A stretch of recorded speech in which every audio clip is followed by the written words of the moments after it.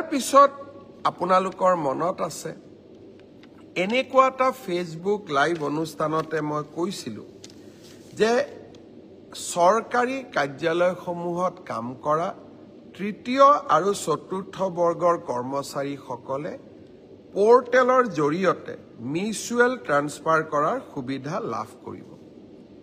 প্ৰায় 18,000 চৰকাৰী কৰ্মচাৰীয়ে আবেদন জনাইছিল আৰু মেটছ অৰ্থাৎ কোনোবা আহিব লাগিব কোনোবা যাব লাগিব অৰ্থাৎ মেটছ মেকিং হ'ব লাগিব।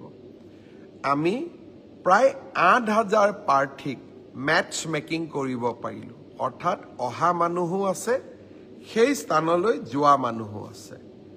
যোৱাকালি মই এই গোটেই বিষয়টো নিজে পৰীক্ষা কৰিছিলোঁ। মই আপোনালোকক জনাব খুজিছোঁ যে জুন মাহৰ প্ৰথম সপ্তাহত আমি পোৰ্টেলৰ জৰিয়তে যিসকল যোগ্য হ'ল তেওঁলোকৰ ট্ৰান্সফাৰ অৰ্ডাৰসমূহ আমি মুকলি কৰি দিম।